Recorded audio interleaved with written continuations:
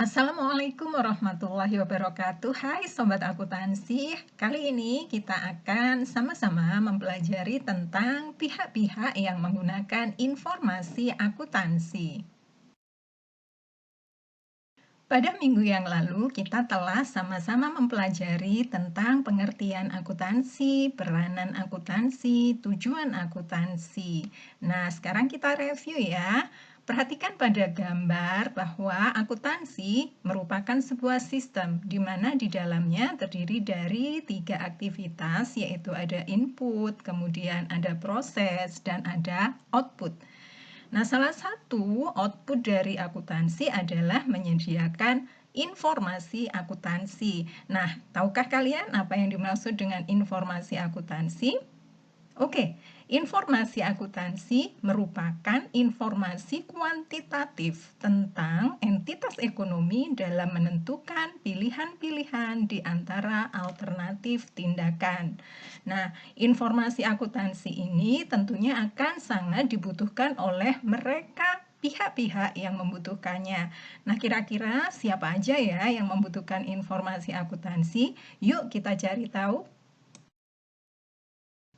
Nah, ini dia pengguna informasi akuntansi. Secara umum, pihak-pihak yang menggunakan informasi akuntansi dibedakan menjadi dua, yaitu pihak internal dan pihak eksternal. Nah, apa bedanya ya antara kedua pihak ini? Pihak internal itu yang seperti apa? Pihak eksternal itu yang bagaimana? Oke, kita bahas selanjutnya. Yang pertama, pihak internal. Siapa sih pihak internal ini? Semua pihak yang menggunakan informasi akuntansi untuk kepentingan pengambilan keputusan di dalam perusahaan. Jadi perhatikan di sini ada penekanan pada kata pengambilan keputusan di dalam suatu perusahaan. Belum paham, Bu? Kurang jelas? Oke, kita ambil contoh seperti ini. Misalkan, Sobat Akuntansi punya usaha nih. Usahanya jualan masker misalkan. Misalkan Anda punya usaha jualan masker, kemudian Anda mendapatkan data keuangan tentang, pendapatan saya pada bulan ini misalkan ada 1 juta rupiah. Nah, ternyata beban yang saya keluarkan untuk memperoleh pendapatan itu adalah sebesar Rp700.000. Nah, dari sini pasti kalian akan menyimpulkan, oke, berarti saya punya laba nih, saya punya keuntungan sebesar selisih dari pendapatan dan beban tadi, yaitu sebesar Rp300.000. Nah, apa arti Rp300.000 itu bagi Anda? Oke, nah tentu saja dengan adanya laba informasi bahwa perusahaan memperoleh keuntungan sebesar Rp300.000 itu dapat Anda gunakan sebagai dasar untuk pengambilan keputusan berikutnya. Misalkan, wah laba saya nih ternyata bulan ini masih terlalu kecil. Berarti bulan depan saya rencanakan, saya punya target nih, laba saya harus meningkat 3 kali lipat dari bulan ini. Artinya, apa yang harus dilakukan supaya laba yang saat ini Rp300.000 akan berkembang menjadi laba 3 kali lipat di bulan berikutnya. Nah, pastinya nanti akan ada usaha-usaha lain. Misalkan usaha yang dilakukan adalah, tingkatkan promosi. Promosi melalui sosial media, gunakan influencer, atau nanti promosinya pakai ini deh, pakai TikTok aja deh, atau saya promosinya digencarkan di Instagram. Nah, itu adalah usaha-usaha yang dilakukan untuk pengambilan keputusan meningkatkan laba. Paham kan? Nah, jadi siapa yang dikatakan sebagai pengguna internal? Pengguna internal di sini adalah pihak manajemen perusahaan atau personilnya disebut sebagai manajer. Manajer yang diartikan di sini adalah manajer pada semua level atau tingkatan dalam organisasi atau perusahaan. Bisa jadi adalah manajer di tingkat atas, tingkat pusat atau top manager, disebut sebagai direktur, kemudian di tingkat menengah atau middle manager, dia adalah manajer keuangan, manajer personalia, manajer produksi, manajer pemasaran, dan sebagainya, maupun manajemen yang berada di tingkat bawah, di tingkat dasar atau lower management. Siapa? Dia adalah supervisor atau penyelia. Nah, manajer membutuhkan informasi-informasi akuntansi ini untuk beberapa kepentingan, yaitu untuk penyusunan perencanaan kegiatan perusahaan di masa yang akan datang. Selain itu, juga informasi akuntansi ini dibutuhkan untuk mengukur penghasilan perusahaan dalam kurun waktu tertentu, kemudian juga melakukan pengawasan kegiatan perusahaan, juga sekaligus bagaimana caranya melindungi harta perusahaan.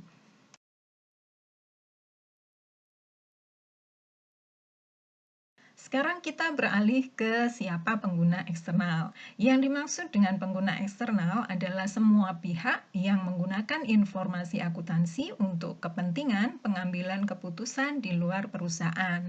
Jadi baik pihak internal maupun pihak eksternal membutuhkan informasi akuntansi itu sebagai dasar untuk pengambilan keputusan. Hanya saja fokusnya berbeda. Kalau pengguna internal, pengambilan keputusan digunakan sebagai dasar untuk kepentingan di dalam perusahaan. Sedangkan pengguna eksternal menggunakan informasi akuntansi untuk kepentingan pengambilan keputusan di luar perusahaan. Nah, siapa aja sih pengguna eksternal? Yuk kita bahas satu persatu.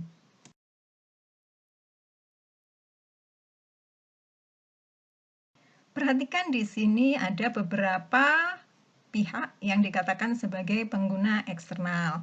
Ada kreditur, ada investor, ada pemerintah, ada masyarakat umum, dan ada karyawan perusahaan. Mungkin di antara kalian ada yang bertanya, Bu, kenapa karyawan perusahaan itu kan bagian di dalam sebuah perusahaan? Kenapa dia dikatakan sebagai pengguna eksternal, bukan sebagai pengguna internal? Good question. Oke, pertanyaan yang baik.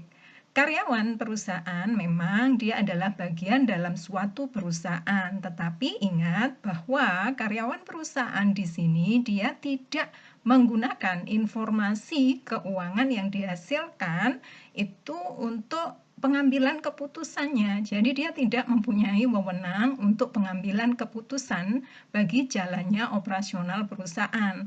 Itulah sebabnya mengapa karyawan perusahaan sekalipun dia merupakan bagian dalam suatu organisasi atau perusahaan, dia cenderung dikatakan sebagai pengguna eksternal.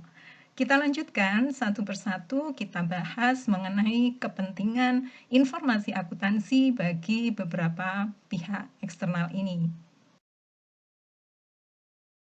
Kita mulai dari kreditur. Sebelumnya, kalian harus memahami tentang apa itu kreditur. Oke, kreditur itu adalah pihak yang memberikan pinjaman.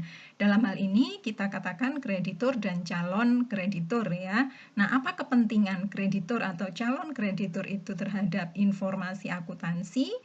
Tentunya mereka membutuhkan informasi akuntansi untuk mengetahui kemampuan dan kewajiban membayar hutang dari suatu perusahaan. Gampangannya gini deh, saya beri contoh ya. Saya mempunyai usaha yang bergerak di bidang perdagangan. Nah, karena saya ingin untuk memajukan usaha saya, mengembangkan usaha saya membutuhkan modal tambahan. Nah, saya mengajukan pinjaman kepada sobat akuntansi. Jadi, sobat akuntansi saya anggap sebagai kreditur atau calon kreditur. Nah, sebelum sobat akuntansi memutuskan apakah saya layak untuk mendapatkan bantuan kredit atau pinjaman, maka sobat akuntansi pasti mempertimbangkan banyak hal, ya, diantaranya misalkan karakter saya bagaimana, kemudian kemampuan membayar hutang saya seperti apa, karakter, kolateral, jaminan, ya, dan modal yang sudah saya punyai, serta situasi dan kondisinya seperti apa. Itu beberapa hal yang menjadi bahan pertimbangan. Nah, bahan pertimbangan itu didapatkan dari mana? Pastinya didapatkan dari informasi akuntansi yang didapatkan dari perusahaan. Nah, selanjutnya yang kedua pengguna eksternal adalah investor. Siapa investor? Samakah investor dengan kreditor? Tentu tidak. Nah, investor itu adalah pihak yang memiliki modal. Jadi, investor maupun dalam hal ini calon investor membutuhkan informasi akuntansi suatu perusahaan untuk mengetahui perkembangan perusahaan yang bersangkutan. Nah, tujuan dari penanaman modal adalah untuk mendapatkan keuntungan dari modal yang ditanamkan. Jadi investor ini harus betul-betul memiliki keyakinan sebelum memutuskan untuk menanamkan modal pada suatu perusahaan, apakah perusahaan tersebut nantinya akan memberikan keuntungan yang memadai bagi investor itu. Jadi dia membutuhkan beberapa data atau informasi keuangan sebagai dasar untuk menganalisis ini. Oke, selanjutnya kita ke pihak berikutnya, yaitu pemerintah. Informasi akuntansi tidak hanya dibutuhkan oleh kreditor maupun investor, tapi juga bagi pemerintah. Dalam hal ini, kepentingan pemerintah adalah untuk mengetahui jumlah pajak yang seharusnya diterima dari perusahaan. Seperti kita ketahui bahwa pajak adalah salah satu pemasukan terbesar bagi negara. Nah, dari mana datangnya pajak ini? Pastinya adalah dari perusahaan. Nah, pemerintah membutuhkan informasi terkait dengan berapa sih laba yang dimiliki oleh perusahaan A, berapa laba yang diperoleh oleh perusahaan B, atau mungkin justru kerugian yang dialami oleh perusahaan A itu berapa, yang dialami oleh perusahaan B berapa, sehingga pemerintah akan memiliki dasar yang tepat untuk menganalisa berapa jumlah pajak yang seharusnya dibayarkan oleh suatu perusahaan kepada negara. Oke, berikutnya adalah pengguna eksternal karyawan.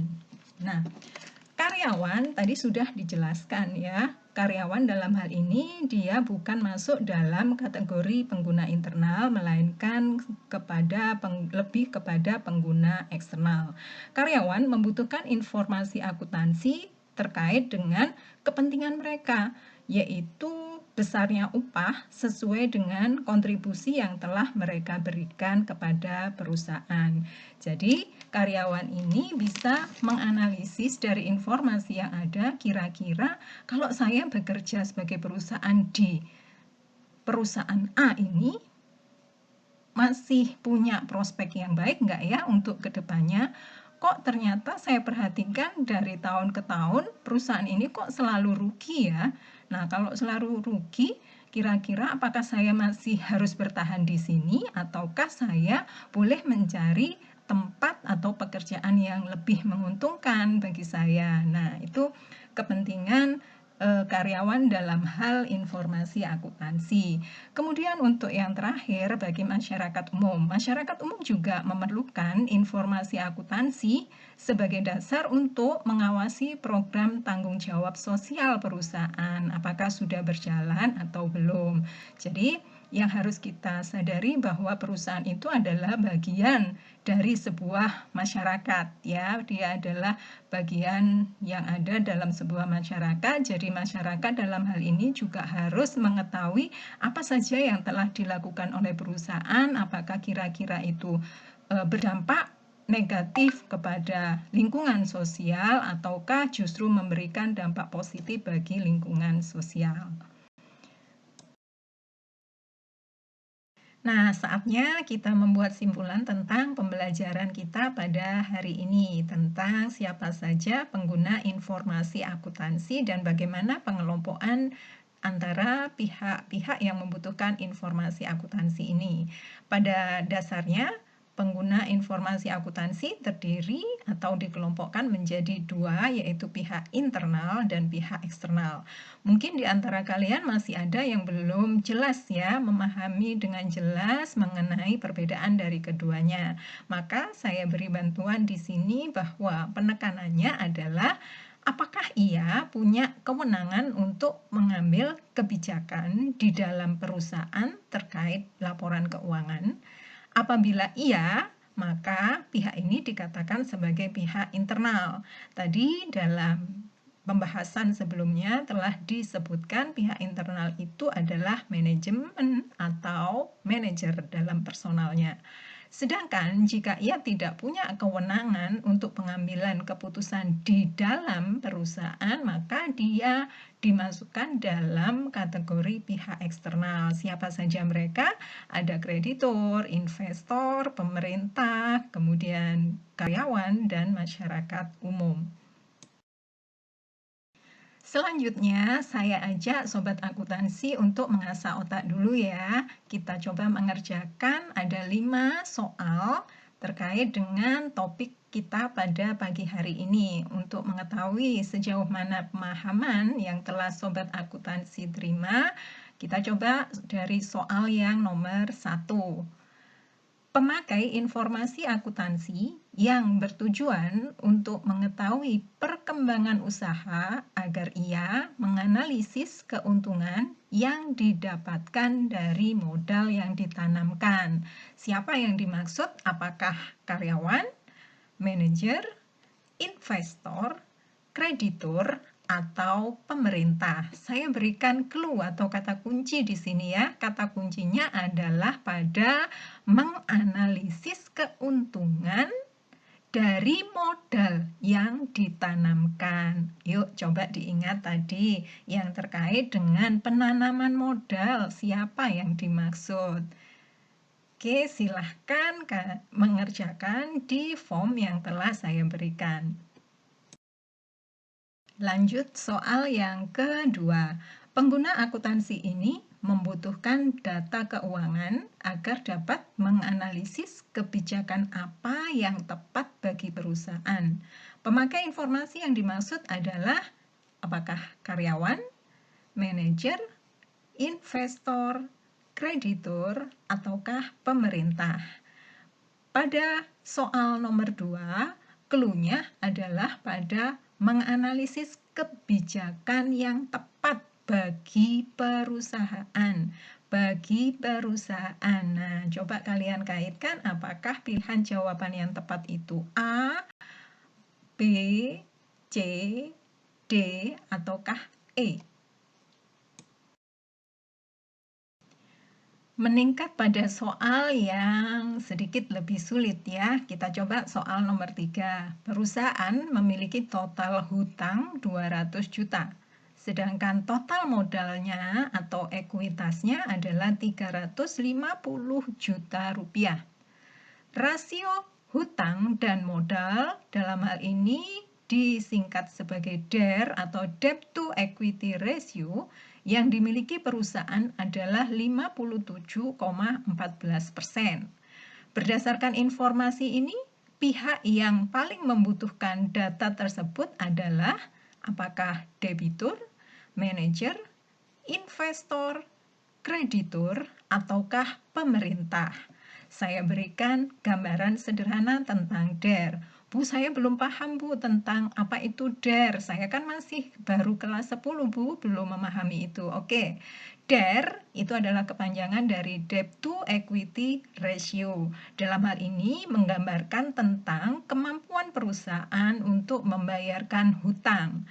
DER atau Debt to Equity Ratio diperoleh dari formulasi perbandingan antara total hutang perusahaan dibagi dengan total modal atau ekuitasnya.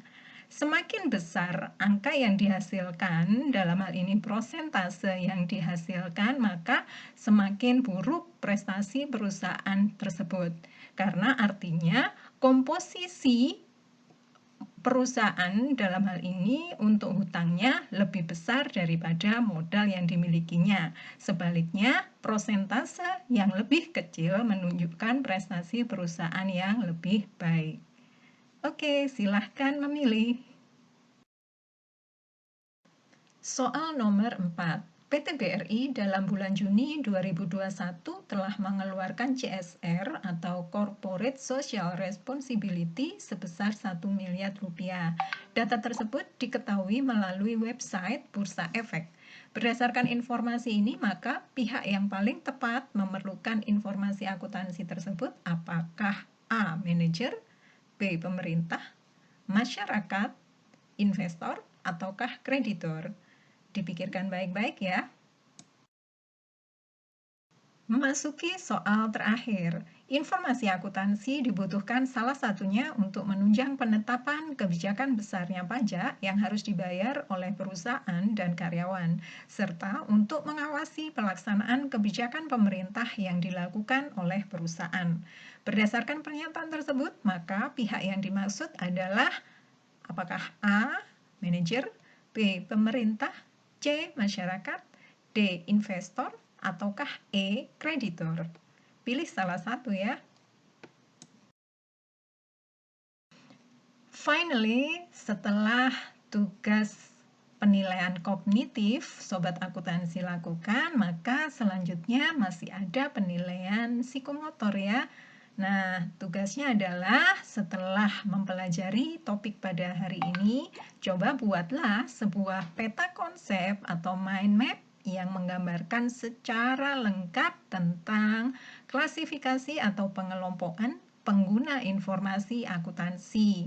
Bebas ya, jadi kalian buat sesuai dengan kreativitas kalian sendiri, beri warna yang menarik, beri informasi secukupnya, kemudian jangan lupa submit jawaban pada assignment di MS Team dengan due date 1 minggu dari hari ini. Kalau ada yang bertanya, Bu, untuk pembahasan soal yang kognitif kuis yang tadi gimana? Oke, jangan lupa tonton, saksikan terus pada video berikutnya ya. Sebelum mengakhiri pembelajaran pada hari ini, mari kita sama-sama mengambil pesan moral yang terselip pada pembelajaran hari ini. Siapa ya manusia paling beruntung? Yang paling beruntung adalah mereka yang menggunakan ilmu dan hartanya untuk kemaslahatan umat. Mari jadikan diri kita bermanfaat dengan menebar sebanyak-banyaknya kebaikan untuk kemaslahatan umat. Jangan segan untuk memberi, baik ilmu maupun harta, karena apa yang kita berikan akan kembali kepada diri kita dengan kebaikan yang lebih banyak lagi.